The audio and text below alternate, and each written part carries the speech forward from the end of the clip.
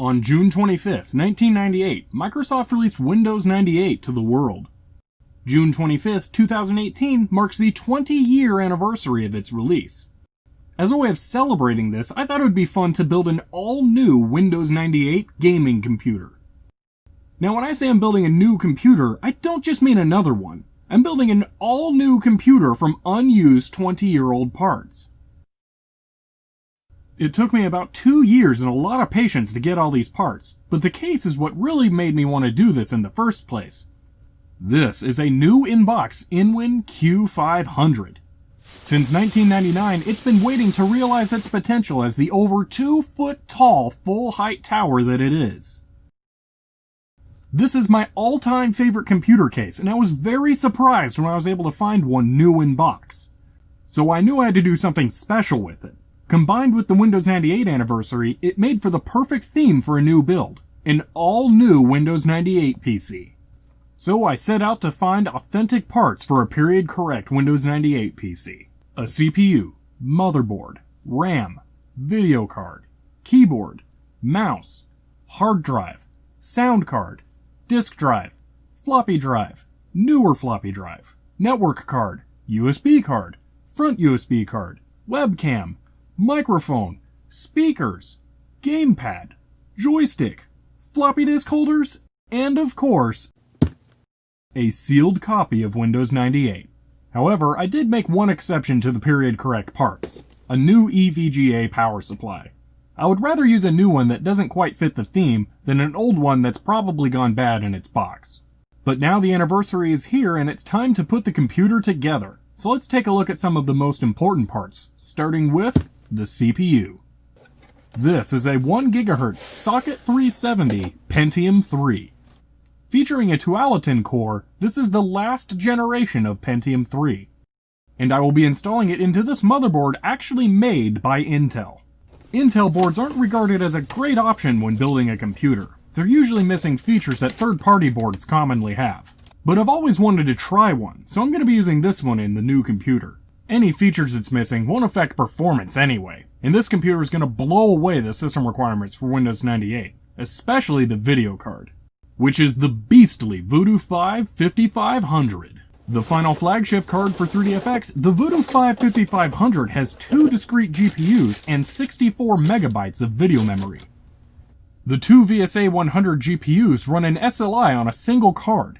3DFX is, of course, the company that created SLI. But before we try and put these parts together and make it post, we need 2 more things. First, the new monitor. A typical VGA CRT that will easily support the now uncommon resolutions that this computer will be outputting. And secondly, the motherboard tray from the Inwin case. It's a shame that this was never adopted as a standard. I suppose I'll also want the new power supply. Now that everything's out, let's begin the assembly with the motherboard. And next, the CPU.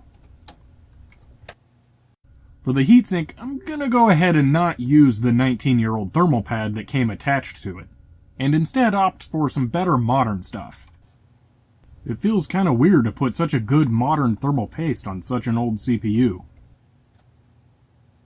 After locking in place the heatsink and snapping on the fan, I can put in the maximum of 512 megabytes of memory that this motherboard's 815E chipset will support.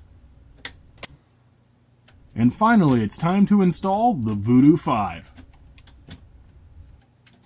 Now that all the basic parts are in, it's time for the smoke test. That's not good. After a little bit of testing, I've determined that the motherboard won't post with the Voodoo 5 installed. And if you look in this area right here, it looks like a capacitor blew. Which means I'm gonna have to recap the Voodoo 5. With that taken care of, we can try once more to power it on.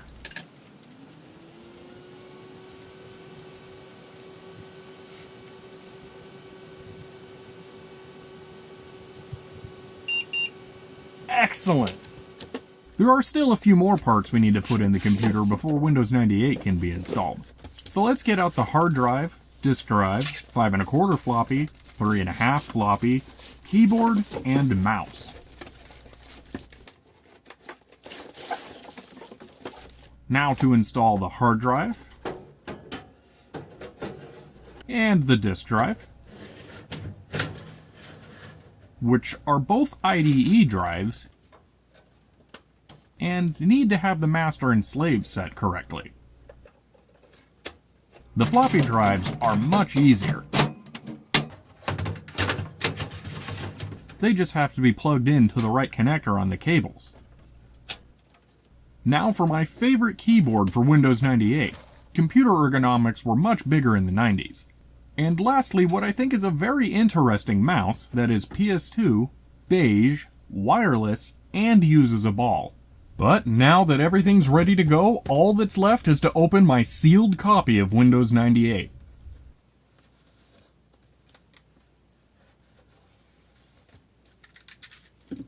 After this has been sitting on my shelf for a few years, it feels kind of weird to open it.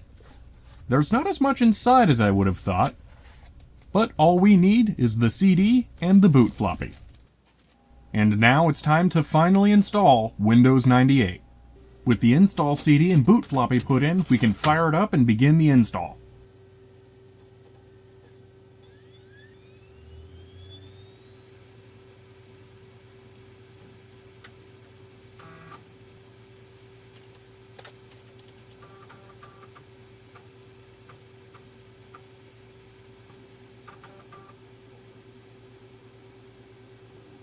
First, the hard drive needs to be formatted, which takes a little over a half hour for a 120 gigabyte drive like this.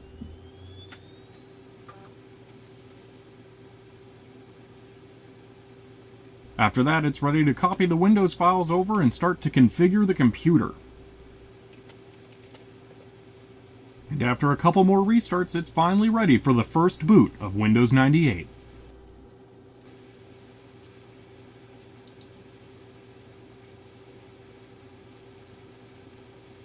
The first thing I'm going to do is install the Voodoo 5 drivers so I can get rid of that annoying flicker while I'm filming. Manually installing drivers after you get Windows set up is definitely a relic of the past, since Windows will now just download all the drivers for you. Now that the drivers are installed for the Voodoo 5, I kinda want to change to a different theme. Ah, that's looking much better. Now I'll just install the motherboard drivers so I can get all the built-in stuff working. Alright, now that all the basic stuff is installed and ready, it's time to add in some more parts. There are still a lot of parts left to go. It would have taken a couple hours for me to fully show the unboxing of all 20 parts I'm doing here. That's why I've been cutting them down. So for the remaining parts, we're gonna have to just fly by them. I plan on doing more detailed videos about the more interesting parts later, so stay tuned for those coming out soon. But once all those parts are installed, we're ready to experience the full boot up.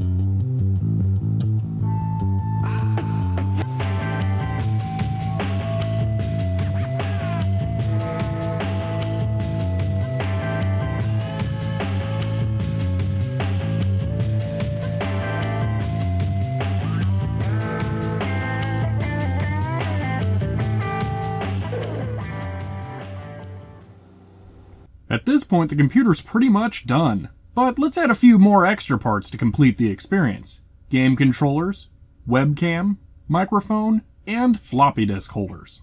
Now the whole point of building a gaming computer is to play games. Using Windows 98 for a gaming machine like this is popular for a reason. Windows 98 at its core is still DOS. What that means is it can play some of the first ever games released for PCs. In addition to that, the powerful Voodoo 5 in there was able to hold its own for a while after its release. So we're going to take a look at different games over a 20-year time span, all running on the same computer.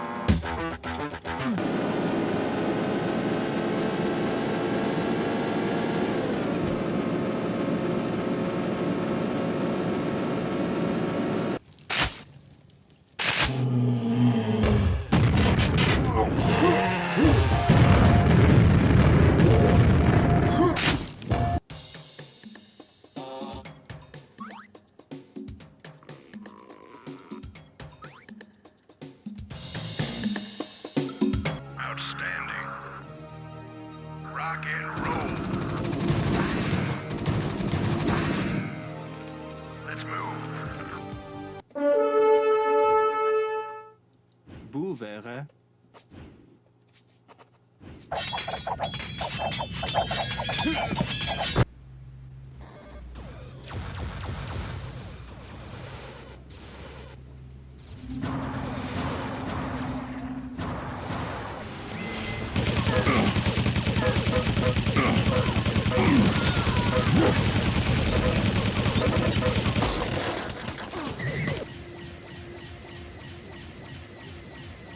Blue power core is critical. Blue power core destroyed. Well, I hope you've enjoyed this look at a brand new Windows 98 computer built 20 years after the operating system was released. I enjoy keeping these kinds of old computers around, especially for games, of which I have a few. But this is definitely a once-in-a-lifetime experience, where you gather up 20-year-old parts to build something new. And I don't consider this computer done yet, either. I already have some more brand new parts that I plan on putting in here. But I probably won't keep with the brand new theme forever. It's getting a little difficult to find these things. So I'll definitely be bringing this computer back in future videos. And if you're a regular viewer of mine, or just thought this was a little short, worry not. I'll be releasing a full experience re-edit that uses a lot more of the 150 gigs of footage I shot for this. But for now, I hope you guys have enjoyed this look at it, and I'll see you later.